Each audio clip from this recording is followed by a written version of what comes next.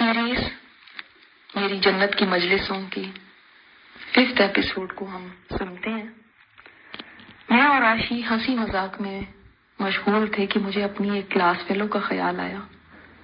وہ بھی کالج میں ہمارے ساتھ ہی ہوا کرتی تھی اور ہمیشہ ہمیں یہ کہتی رہتی تھی کہ تم تو پاگل ہو، کن چکروں میں پڑ گئی ہو، یہ تو ایسے ہی مولویوں کی بنائی ہوئی باتیں ہیں تاکہ تم ڈر جاؤ اور اچھے کام کرنے لگو، اور جنت کی باتیں ہیں تاکہ تم ذرا خوش ہو جاؤ، اس کے سوا کچھ نہیں، اسی کوئی حقیقت نہیں ہے۔ پتہ نہیں اب وہ کہاں ہوگی۔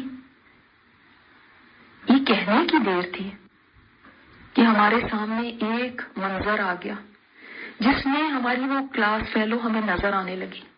وہ آگ کے بیچوں سے بے ساختہ نکل گیا۔ ہائے یہ کیا؟ عاشی کہنے لگی یہ جہنم کے اندر ہے۔ اس کو چاروں طرف سے آگ نے گھیرا ہوا تھا اور وہ سخت چلا رہی تھی۔ اس کی چیخیں، جہنمیوں کا شور اور جہنم کا اپنا شور، ایک ہنگامہ تھا جو وہاں برپا تھا۔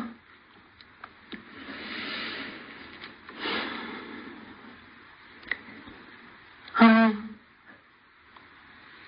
تو دم بخود رہ گئے اس کو دیکھ کے، اور مسلسل ہمارے منہ سے الحمدللہ نکل رہی تھی کہ اللہ تعالیٰ نے ہمیں بچا لیا۔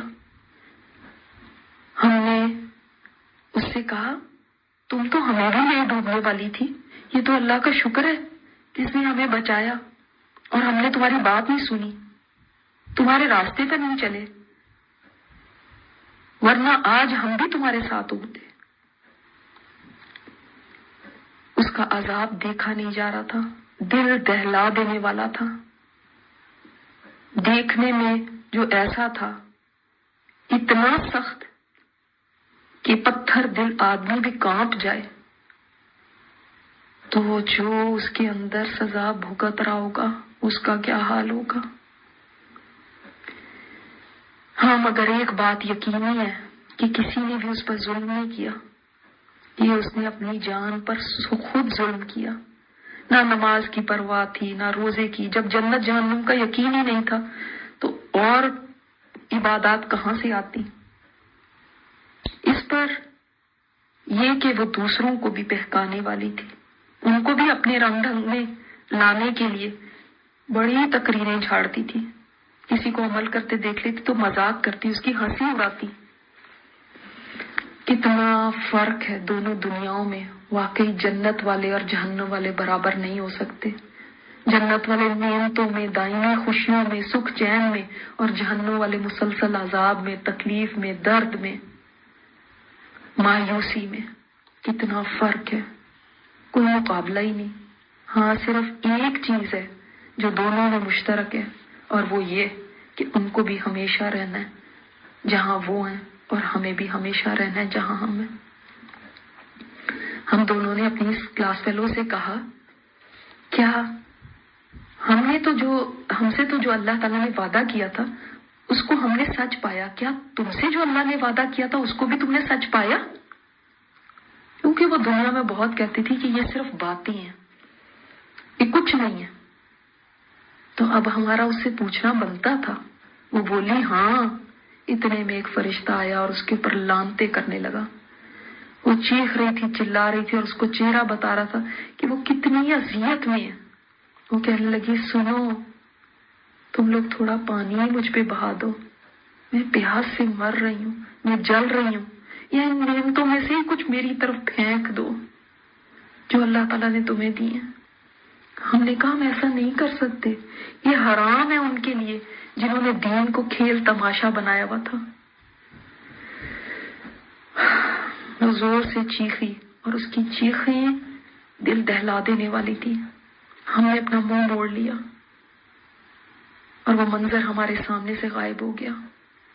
کچھ دیر میں اور عاشی تو جیسے سکتے میں آ گئے تھے، ہم کچھ بول نہیں پا رہے تھے، بس ہماری زبان پر الحمدللہ تھا۔ واقعی اللہ نہ ہمیں بچاتا تو ہم بچ نہیں سکتے تھے، کیونکہ ایمان کے ایسے لٹیرے اسکولوں، کالجوں، انٹرنیٹ پہ بیٹھے ہوئے تھے جو لوگوں کا ایمان لوٹ لیتے تھے اور ان کو پتہ بھی نہیں چلتا تھا۔ اور تو اور ہمارے تو اپنے جاننے والوں میں بھی بعض ایسے افراد تھے کہ جس مجلس میں بیٹھتے تھے مسلسل آخرت کا مذاق، دین کا مذاق، نہ خود عمل کرتے تھے نہ کسی کو کرنے دیتے تھے۔ جس کو ذرا بھی دین کی طرف مائل دیکھتے اس کے پیچھے پڑ جاتے تھے، کبھی ایک بات سناتے کبھی دوسری۔ خدا خوفی نام کی تو کوئی چیز ہی نہیں تھی، صرف وہ نام کے مسلمان تھے، کام بالکل الٹ تھے۔ اور سب سے بڑی بات یہ کہ ڈرتے نہیں تھے اپنی آئیڈیاز کا پرچار کرنے میں۔ جہاں بیٹھتے تھے وہاں اپنی باتیں پروموٹ کرتے تھے اور لوگوں سے کہتے تھے چھوڑو یار، تم بھی کن کی باتوں میں آ گئے، یہ مولویوں والی باتیں تمہیں سوٹ نہیں کرتی، یہ مولوی تو ایسے ہوتے ہیں ایسے ہوتے ہیں، پھر ایک لمبی لسٹ ان کی بدکرداریوں کی گنواتے تھے اور دوسروں کو اور خود کو مطمئن کرتے تھے کہ دین پر چلنے کی قطعاً کوئی ضرورت نہیں، تم بے دین ہی اچھے ہو۔ دین کے شاعر کا مذاق اڑاتے تھے۔ آج دل سے شکر نکل رہا ہے کہ اللہ تعالیٰ نے ہمیں گمراہ ہونے سے بچا لیا، ورنہ ہمارا بھی یہی انجام ہونا تھا۔ میں نے عاشی سے کہا ہمیں کتنا اللہ تعالیٰ کا شکر ادا کرنا چاہیے۔ وہ بولی بے شک دنیا کی زندگی میں بہت سارے ایسے لوگ سامنے آئے مگر رب کا کرم تھا کہ اس نے بچا لیا، اور موت کے وقت تو شیطان پیچھے پڑ گیا تھا میرے، کسی طرح بھی میں شک میں پڑ جاؤں آخرت کے بارے میں، اللہ تعالیٰ کے حقیقی رب ہونے کے بارے میں، اور رہ کے دل میں ایک ہی بات آئی جا رہی تھی کہ پتہ نہیں کوئی خدا ہے بھی یا نہیں، پتہ نہیں آج جس کا میں ساری زندگی یقین کرتی رہی پتہ نہیں وہ سب صحیح بھی تھا یا نہیں۔ ایسی ایسی باتیں دل میں آ رہی تھی کہ میں خود پریشان ہو گئی تھی اور دعائیں کر رہی تھی کہ اللہ میرا خاتمہ خیر پہ کرنا، تو اللہ تعالیٰ نے مجھے ثابت قدم رکھا، ورنہ شاید میں آخری دموں پر شیطان کے وسواس کا شکار ہو جاتی۔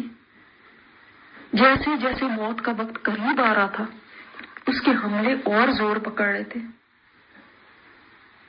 واقعی ہمیں جو قرآن کی کلاسوں میں بتایا جاتا تھا کہ موت کے بعد شیطان کے حملے تیز ہو جاتے، وہ میں نے دیکھا۔ شکر ہے کہ دین کی اتنی سمجھ تھی اور اللہ تعالیٰ نے اس وقت بچا لیا، ورنہ اس نے تو اپنا بہت زور لگایا کہ میں کسی طرح پلٹ جاؤں، مگر میں مسلسل کلمہ پڑھتی جا رہی تھی اور اللہ تعالیٰ سے مدد مانگ رہی تھی۔ اور یہ بھی اللہ تعالیٰ کا کرم تھا کہ جس نے کلمہ میری زبان پہ جاری کر دیا۔ پھر جب جنت کے فرشتے مجھے لینے آ گئے تب میری پریشانی دور ہوئی۔ میرا اللہ مجھے اس وقت نہ تھامتا تو میں تو پھسل جاتی۔ میں نے کہا تم سچ کہتی ہو، اس نے ہمیں دنیا میں ہدایت کا راستہ دکھایا، ہمیں اپنے کلام سے جوڑ دیا، ہمیں اس نے اپنے دین کی سمجھ دی اور اس کے لیے چنا اور ہمیں یہاں تک پہنچایا، ورنہ موت کا مرحلہ کس قدر خوفناک تھا۔ اس وقت تو کوئی اچھا بھلا بھی پھسل سکتا تھا۔ میں تو زندگی میں بڑی دعائیں کیا کرتی تھی کہ اے اللہ خاتمہ بالخیر کر دینا، تو رب نے میری سن لی۔ اور سنو، اس کے بعد قبر کون سی آسان تھی، وہ بھی تو ایک بہت ہی خوفناک مرحلہ تھا۔ نماز روزہ صدقہ قرآن نہ ہوتے تو ہم تو مقابلہ نہیں کر سکتے تھے ان عذابوں کا جو قبر کے تھے۔ منکر نکیر کے سوالوں کے جواب دینا ہماری ہمت تو نہ تھی۔ عاشی دنیا میں شاید ان نیکیوں کی ہمیں اتنی قدر نہیں ہوتی تھی، مگر جب وقت پڑا تو پتا چلا کہ یہ ایک ایک چھوٹی چھوٹی نیکی بھی کتنی قیمتی تھی۔ تب پتا چلا جب قبر میں گئے، جب حشر میں کھڑے ہوئے، کہ تسبیح پر کی جانے والی ایک سبحان اللہ بھی کتنی قیمتی تھی۔ ساری دنیا کی دولت بھی ہم دے دیتے تو مرنے کے بعد ایک سبحان اللہ کا ثواب ہم نہیں پا سکتے تھے۔ ساری دنیا کی دولت دے کے ایک وضو کا اجر ہم سمیٹ نہیں سکتے تھے۔ اور یہ تو بڑی آسان والی نیکیاں تھیں جو منٹوں میں ہم کر لیا کرتے تھے، مگر ہم ان کی اہمیت اس وقت اتنی نہیں سمجھتے تھے۔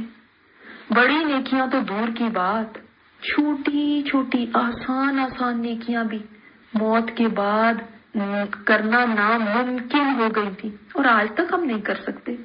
آج بھی ہم جنت میں بھی آ گئے ہیں، تب بھی ہم اپنی ایک نیکی میں بھی اضافہ تو نہیں کر سکتے، اپنے ایک درجے کو بھی نہیں بڑھا سکتے۔ ہم یہاں جب سے آئے ہیں الحمدللہ الحمدللہ کی ترانے پڑھ رہے ہیں، تو بھی دیکھ لو ہماری نیکی نہیں پڑھ رہی۔ دنیا واقعی عمل کی جگہ ہے، عمل صرف وہی کریں گے تو فائدہ ہوگا، اس کے بعد جتنا بھی عمل کرنا چاہے اس کا فائدہ نہیں۔ کتنے آنسو بہائے، کتنے ہم روئے حشر کے میدان میں، مگر کسی ایک آنسو کا بھی ہمیں فائدہ حاصل نہیں ہوا، ہمارے گناہ نہیں مٹے۔ اور دنیا میں تو ایک آنسو بہانے پہ گناہوں کے انبار مٹ جاتے تھے، دھل جاتے تھے۔ دنیا میں ایک بار بھی ہم الحمدللہ کہتے تو ہمارا سارا میزان نیکیوں سے بھر جاتا، مگر کہاں ہم اتنی باریکی سے سوچتے تھے۔ عاشق کہنے لگی، ہاں گڑیا سچ کہتی ہو، ہائے دنیا تیرا قیام کتنا مختصر تھا مگر تیرا دھوکہ کتنا زیادہ تھا۔ گڑیا میں آج سوچتی ہوں کوئی ایک لمحہ بھی دنیا میں نے اللہ کی یاد کے بغیر کیوں گزارا؟ مجھے تو اور کوئی حسرت نہیں سوائے اس کے۔ ہاں عاشی، جس کو دیکھو وہ یہی کہتا پھر رہا ہے کہ کاش ہم دنیا میں ایک لمحہ بھی اس کی یاد کے بغیر نہ گزارتے۔ ہم دونوں اپنے تختوں پر لیٹ گئی اور خلاؤں میں دیکھنے لگی۔ اوپر کا منظر اتنا حسین تھا، درختوں کی شاخیں جھکی ہوئی تھی اور طرح طرح کے پھل ان سے لٹک رہے تھے۔ بعض پھل ایسے تھے جو جانے پہچانے تھے، دنیا میں بھی ہوا کرتے تھے، کہیں کھجور تھی، کہیں کیلا تھا، کہیں انگور تھے، کہیں انار تھے، مگر بعض پھل دنیا کے پھلوں جیسے نہیں تھے، کچھ نئے ہی تھے۔ عاشی کہنے لگی، مجھے تو وہ انار بہت اچھا لگ رہا، اس کی کہنے کی دیر تھی اور شاخ جھکی، انار ٹوٹ کر اس کے سامنے گر پڑا، کٹا ہوا، دانے نکلے ہوئے۔ اس نے منہ میں ڈالا اور کہا، الحمدللہ، سبحان اللہ، کتنا مزیدار ہے۔ اس میں تو بیج بھی نہیں جن کے دانتوں میں پسنے کا اندیشہ ہو، اور میٹھا تو اتنا ہے۔ دنیا میں انار مجھے بہت پسند تھا، میں نے بہت انار کھائے مگر ایسے نہیں تھے۔ میں نے کہا، اور مجھے تو آم بہت پسند تھا۔ ابھی میرے منہ میں ہی الفاظ تھے تو دیکھا ایک خادم بڑے سے تشت میں آم لیے کھڑا تھا، مختلف قسموں کے آم۔ میں اٹھ کے بیٹھ گئی، یہ تو مزہ آ گیا۔ دنیا میں پسند ہونے کے باوجود زیادہ آم نہیں کھا سکتی تھی، کیونکہ کبھی وزن کا مسئلہ، کبھی شوگر کا۔ میں نے شوق سے جلدی جلدی آم کھانے شروع کر دیے۔ یہ کیسے آم ہے، منہ میں جاتے ہی کھل جاتے، اور مٹھاس تو ایسی جیسے شہد ہو۔ ہم کھاتے جا رہے تھے اور باتیں کرتے جا رہے تھے۔ ایک نرم و ملائم ہوا چل رہی تھی جس سے درختوں کی شاخیں ہلتی تھیں، اور ان کے ہلنے سے ایسی سریلی آواز پیدا ہوتی تھی جو کانوں میں جیسے رس کھول رہی ہو۔ یہ یہاں کا میوزک تھا جو پاکیزہ تھا، جو دل میں اتر جانے والا تھا، جس میں کوئی خرابی نہیں تھی، جو رحمان کی طرف سے جنتیوں کے لیے انعام تھا۔ میں نے نظر اٹھا کے دور تک دیکھا، میری نگاہ اتنی تیز ہو گئی تھی کہ ہزاروں سال کے فاصلے تک بھی مجھے نظر آ رہا تھا۔ ایک وسیع اور عریض جنت میرے سامنے تھی، ہر طرف خادم مسلسل کام میں لگے ہوئے تھے، قالین بچھے ہوئے تھے، قیمتی تختوں پر تکیے لگے ہوئے تھے۔ صرف ان مناظر کو ہزاروں لاکھوں سال دیکھتی رہوں تو یہ ایسے دلکش تھے کہ وقت کے گزرنے کا پتہ ہی نہ چلے. میں نے عاشی سے کہا سنو جہنم میں کتنا شور تھا اور یہاں کتنا سکون ہے. وہ کہنے لگی ہاں وہ تو واقعی بہت بری جگہ ہے اور انسان کتنا نادان ہے. اتنی بار کریم رب نے قرآن میں اس جگہ سے ڈرایا، اس کے عذابوں کا بتایا، مگر انسان سمجھتا ہی نہیں تھا، سوچتا ہی نہیں تھا. 4 دن کی زندگی میں رب کی اطاعت کرنا کون سا اتنا مشکل کام تھا؟ صرف 4 دن کی تو زندگی تھی، بتاؤ نا. میں نے کہا ہاں واقعی صرف 4 دن کی زندگی تھی. ایسے ہی لگ رہا تھا کہ وہ 60-70 سال کی زندگی پلک جھپکنے میں گزر گئی. وہ 60-70 سال نہیں لگ رہے تھے، وہ چند منٹ لگ رہے تھے. کیا کچھ لوگوں نے چند منٹوں میں اتنی نافرمانی کر لی؟ کیا وہ اپنے آپ کو قابو نہ رکھ سکے؟ کیا اپنی خوشی اور اپنی مرضیوں کو صرف اتنی سی دیر کے لیے بھی قربان نہ کر سکے؟ کیا عقل نہیں آئی؟ کیا سمجھ نہیں تھی؟ عاشی کہنے لگی گڑیا دل چاہتا ہے، کبھی کبھی تو میرا یہ دل چاہتا ہے کہ واپس لوٹ جاؤں اور دنیا میں جا کر اعلان کروں کہ لوگوں میں نے دیکھی ہے جنت، لوگوں چھوڑ دو یہ نافرمانی، پلیز چھوڑ دو گناہ، مت اللہ تعالیٰ کو ناراض کرو، ورنہ ایسا نہ ہو کہ تم جنت سے محروم رہ جاؤ. مت ڈھیٹ بنو، باز آ جاؤ، مت شیطان کی بات سننا، وہ تمہارا دشمن ہے، وہ تمہیں جہنم میں لے جانا چاہتا ہے. میں عاشی کی بات سن کے تھنزیہ ہنسی اور کہا عاشی تو سوچتی ہے اگر تو یہ سب کہہ دے گی تو لوگ سمجھ جائیں گے؟ ہاں ہاں میں ایک ایک کو پکڑ پکڑ کے کہوں گی، میں کہوں گی میں نے دیکھی ہے جنت، تم صرف تھوڑے دن صبر کر لو، یہ دنیا جلدی ختم ہو جائے گی، پھر ایک ایسی زندگی شروع ہوگی جہاں جنت مل گئی تو تمہارے مزے ہی مزے ہو جائیں گے. خدا کے لیے صرف تھوڑے دن کے لیے صبر کر لو، صرف تھوڑے دن کی بات ہے، ان میں اپنے رب کو راضی کر لو. یہ دن بہت جلدی گزر جائیں گے اور وہ رب بہت جلدی راضی ہو جاتا ہے، تم کوشش تو کر کے دیکھو. میں اس کی باتیں سن رہی تھی اور ہنس رہی تھی. میری ہنسی میں ایک افسوس تھا. عاشی میری بہن، تم نے کیا یہ کام کرنا ہے؟ کیا تمہیں نہیں پتا کہ تم سے پہلے سچائی کے پیکر پیغمبر ہوا کرتے تھے، وہ یہی کام تو کرتے تھے، وہ لوگوں کو سمجھاتے ہی تو تھے کہ اپنی زندگیاں اس دنیا میں ہی نہ کھپا دینا. وہ یہی کہنے کے لیے تو دنیا میں بھیجے گئے تھے. مگر دنیا کا نشہ جب انسان پر چڑھ جاتا ہے نا تو اس کی نظر دور تک دیکھ ہی نہیں پاتی، پھر وہ صرف وہی کی سوچتا ہے اور اسی کی دھن میں لگا رہتا ہے. پھر اس کو وہی زندگی سامنے نظر آ رہی ہوتی ہے، پھر وہ کہتا ہے اتنی دور کا کون سوچے. حالانکہ پگلے وہ دور تھوڑا ہی تھی. دنیا کا وقت تو بڑی تیزی سے گزر جاتا ہے اور پھر جو ہی موت آتی ہے آخرت کے مرحلے شروع ہو جاتے ہیں، پھر یا جنت ہے یا جہنم. ہم دونوں یہی باتیں کیے جا رہے تھے، ہم بے بس تھے، ہم تو واپس جا کے کسی کو نہیں بتا سکتے تھے، مگر اللہ تعالیٰ نے تو خود اپنے کلام میں انسانوں کو سب کچھ بتا دیا ہوا تھا، کھول کھول کے دکھا دیا تھا. جب انہوں نے اس کو کچھ نہیں سمجھا تو ہمارے بتانے پہ کسی نے کیا سننا تھا. واقعی وہ خوش قسمتی لوگ تھے جو دنیا میں پیغمبروں کی بات مان جاتے تھے، جو اللہ کے کلام سے نصیحت لے لیتے تھے، مگر اکثریت ایسی نہیں تھی. اکثریت اس کے کلام کو توجہ ہی نہیں دیتی تھی، اور جو کوئی پڑھ بھی لیتا تھا تو یقین نہیں کرتا تھا۔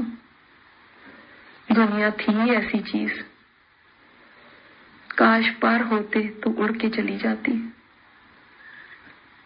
اور دنیا والوں کو یہاں کی کہانی سناتی، یہاں کی عیش بتاتی، یہاں کی نعمتوں کو ان کے سامنے رکھتی، شاید وہ مان جاتے۔ مگر اب تو نہ دنیا رہی نہ اس کے رہنے والے رہے، سبھی اپنے اپنے ٹھکانوں پر جا چکے ہیں۔ ایک دم مجھے دنیا کے رہنے والوں سے اپنے قرآن کی استاد کا یاد آ گیا۔ میں اچھل کے بیٹھ گئی۔ آشی، ہماری استاد کہا کرتی تھی کہ تم مجھے جنت میں نہ پاؤ تو میرے بارے میں پوچھ لینا۔ اے اللہ، مجھے کوئی تیری یاد دلاتی تھی، وہ نظر نہیں آ رہی۔ آشی میری بے چینی دیکھ کے بولی، فکر نہ کروں، میں نے پوچھ لیا تھا، وہ اپنے درجے پہ پہنچ چکی ہیں، ان کا درجہ اس سے بلند ہے۔ میں نے کہا شکر ہے۔ آشی، کیوں نہ ہم اپنے قرآن کے ساتھیوں سے ملاقات کریں جن کے ساتھ ہم پڑھا کرتے تھے۔ میں نے سبحانک اللہم کہا تو خادم فوراً میرے سامنے حاضر ہو گیا۔ میں نے کہا میرے تمام قرآن کے ساتھیوں کو میرے باغ میں کل انشاءاللہ پکنک کی دعوت دیا۔ وہ بولا ضرور۔ میں نے آشی کی طرف مڑ کے کہا اگر دنیا میں میرے گھر میں کل دعوت ہوتی تو میں آج ایک سٹور پہ گھوم رہی ہوتی گروسری کی لسٹ لے کے۔ پھر بھی میں نے 2-4 چیزیں تو بھول ہی جانی تھی، اور رات بھر کھانا پکاتے رہنا تھا، اور جس دن دعوت ہونی تھی تو تھک کے چور ہو جانا تھا۔ ہم دونوں یہ باتیں کر کے ہنسنے لگے۔ مجھے اپنے قرآن کے ساتھیوں سے بڑی محبت تھی اور ان سے ملنے کا بڑا اشتیاق تھا۔ سب مخلص دوست تھے، ہم دنیا میں مل کے قرآن پڑھا کرتے تھے، اللہ کو یاد کیا کرتے تھے۔ وہ میرے ساتھی کتنے پیارے تھے۔ میں دنیا کی اپنی مجلسوں کو یاد کر کے انہی میں کھو گئی کہ اچانک کسی کی آواز میرے کانوں میں پڑی۔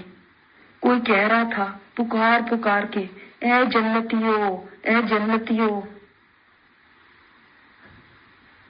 آشی بھی اٹھ کے بیٹھ گئی۔ اے جنتیو، کیا اس کو پہچانتے ہو؟ ہم نے دور خلاؤں میں دیکھا، ایک مینڈا ہمیں نظر آیا۔ پھر آواز آئی، اے جہنمیو، اے جہنمیو، کیا اس کو پہچانتے ہو؟ ان کو بھی ہو سکتا ہے دکھایا گیا ہوگا یہی مینڈا۔ پھر کہنے والے نے کہا یہ موت ہے۔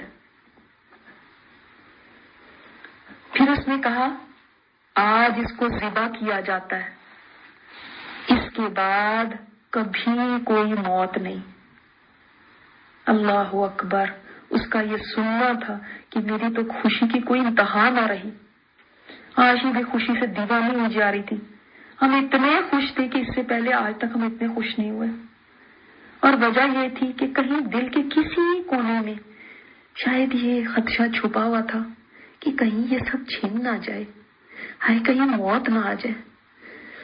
چلو آج نہ صحیح، ہو سکتا ہے لاکھوں کروڑوں سال گزرنے کے بعد کہیں ہمیں سے یہ نہ کہہ دیا جائے کہ بس اب کافی انجوائے کر لیا تم نے، اب سب کچھ ختم ہونے لگا۔ دل میں کہیں یہ خیال تھا، مگر آج یہ خدشہ بھی دور ہو گیا۔ میں تو اتنی خوش تھی کہ خوشی سے لگ رہا تھا میرا دل پھٹ جائے گا۔ شاید موت ہوتی تو میں مر ہی جاتی خوشی سے۔ میرے آنکھوں سے خوشی کے آنسو جاری ہو گئے، اور میں اپنی سہیلی کو گلے لگا کر مسلسل یہ کہہ رہی تھی الحمدللہ الحمدللہ، اب کبھی جدائی نہیں، الحمدللہ اب ہمیں یہاں سے کبھی نہیں کوئی نکالے گا، الحمدللہ ہم ہمیشہ ہمیشہ زندہ رہ سکتے ہیں، یہیں رہ سکتے ہیں۔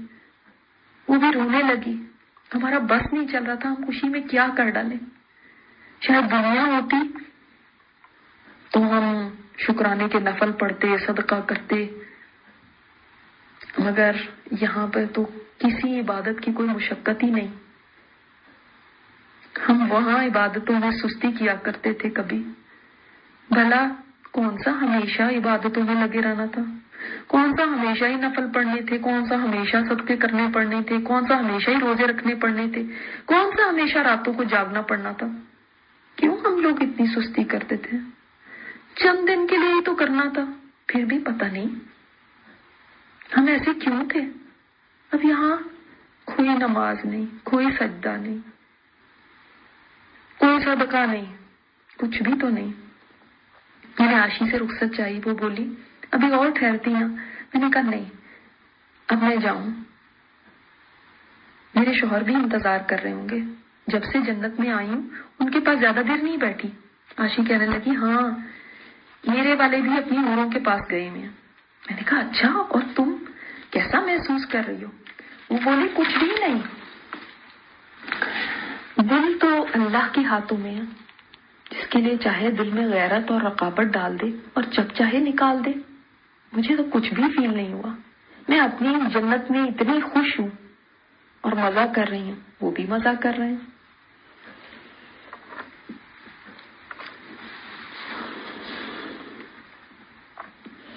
ہاں آشی، پتہ نہیں کتنا عرصہ تو گزر چکا ہے یہاں آئے ہوئے.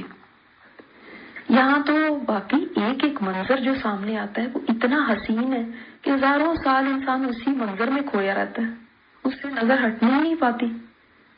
دنیا میں ہم بیکار فون اور ٹی وی میں گھنٹوں گزار دیتے تھے اور وقت کا پتہ بھی نہیں چلتا تھا.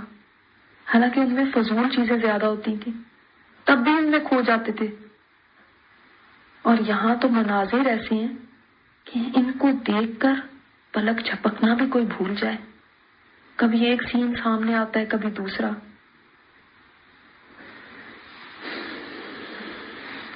ایک ایک چیز کو دیکھتے جاؤ اور زمانہ بیت جائے. اتنا عرصہ دنیا میں کسی چیز کو دیکھتے تو زندگی شاید ختم ہو جاتی. ہاشی میری باتیں سن کے ہنستی. میں نے کہا اب چلتی ہوں، ہماری باتیں تو کبھی ختم نہیں ہوں گی. وہ مجھے رخصت کرنے کے لیے باغ کے کنارے پر آ گئی. میری سواری تیار کھڑی تھی. خادم نے آگے بڑھ کے دروازہ کھولا اور میں کسی ملکہ کی طرح اپنا لباس سنبھالتے ہوئے اس میں سوار ہو گئی. یہاں تک ہمارا آج کا ایپیسوڈ تھا.